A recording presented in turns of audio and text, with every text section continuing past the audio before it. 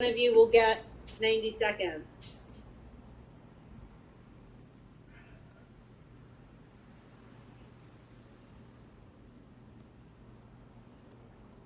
As soon as I set the clock. Phyllis, I'm going to open you up to comment first. Good evening. I want to start by apologizing for last week. I'm going to say something that if you guys want to have respectful communication, you need to definitely hold a respectable forum. I don't know how many times you cursed before the meeting started at the Zoom recording, so we'll take it back. As it stands, what I need to share with everybody in the community is I don't know who really thinks they know anything about land anything, but the First Baptist Church has never sold. It's mid-adverse possession attempt on a fraudulent claim duplex at 688. So that's a wrap. Matt tried to assault me this weekend because Jim and Allie are super upset and everybody's distressed that I done kicked out yet another property from the game. John Matillo has acknowledged so much on record. I know about the RAN tunnels. I know about John Matillo acknowledging that there's no permits at the MTA COVID yard that Allie has acknowledged to me in other conversations. Allie, at some certain point, you guys are going to have to stop with the LLCs because as we know, I've had real estate board investigating, trying to figure out how did that bill pass and why does anybody think that an LLC can hold any equity when it has no tax ID? Thank you so much. You have a wonderful evening. You're welcome. Bless. Thank you. Yep. You know me. Great. Nick Antonicello is next. And Fuck Nick. This last speaker politely pointed out that I have to potty mouth at times, so my apologies before the Zoom thing comes up. I will be mindful about watching that. There you go. You won't get called a fucking pig for it. Does anybody want to make public comment? That's me. Phyllis Perfugas, I see your hand up, so I'm going to unmute you to make public comment on this item.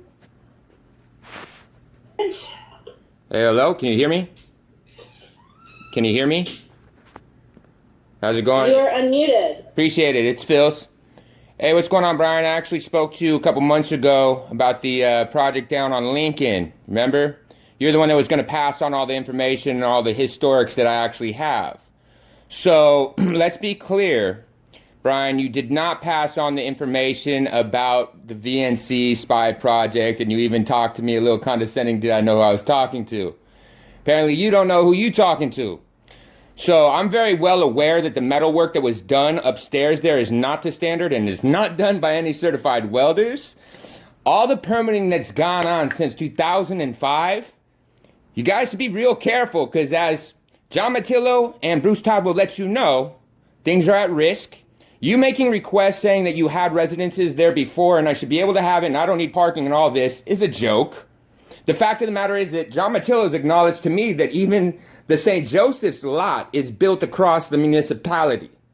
So I'm going to advise you right now, Brian, that I will be fine-toothing your historics with your claim of whatever that you're able to do there. You did not disclose what you know that I know about the spy lot. The fact that you're at lupc here with Coastal, just so you know, Coastal's got a huge issue because at 707 Hampton, Cora Johnson, prior to coming to LADBS, built an environmental hazard and they put Bob Dylan inside there while Alex and them try to steal the property. Fun. Aaron. You're welcome, Alex. Thank you. No problem, Brad. Where people bought in, and for example, when you sell something as affordable, it doesn't mean that the condo fees are affordable, right? So I know that building... No, it just means that your property never appreciates. Right, which so someone maybe can buy in low, but they're saddled with, say, a $1,300 a month condo fee and a mortgage that they could pay for 20 years and have zero equity in it. Yeah. And that's, I mean, so these are actually, I think, starting to become almost like financial wealth booby traps for low-income families that are, in a lot of places, are really shying away from because they've now, so many years into this housing policy, have seen how terrible it is when the actual working class trying to elevate. Well, the intent of this stuff was not for condo conversion or for purchase. This was really for straight rentals. I get it, but the it would apply the same, so I think we just need to suss that out. Maybe. Yeah, but it's different because I think we did that thing on Lincoln, on Venice Boulevard, Lincoln, east of Lincoln. We figured out that the owner would make like something like over $1 million a year just from profit. So you can work with that kind of idea, and you can figure out something that's fair, and yet you're not going to get uber rich really quick doing this. I mean, that's not the idea, right? That some developer. Great, and then we can continue discussing this. It's me. It's Phil. No one. Thank you. Appreciate it. It's honestly, everybody calls me Phil. No one ever has called me Aaron in my life. But regardless, I really appreciate Daphne's points. Like 100%. It is very, very valid to consider. What everybody keeps pushing forward is that this should all be all these developments should be considered only for the developer's end.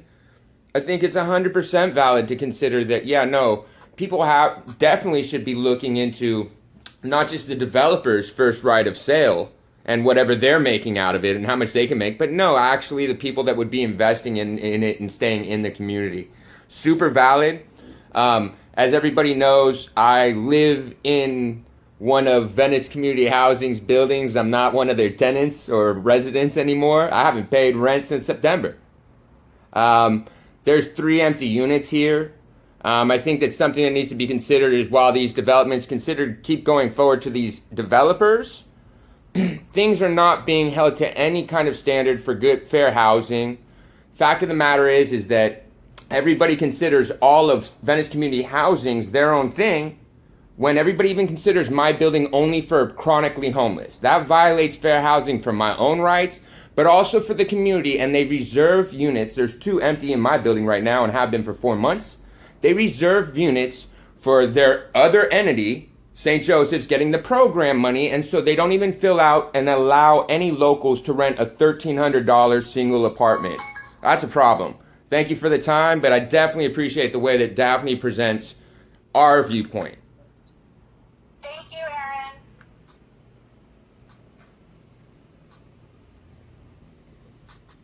Violation, and we should really.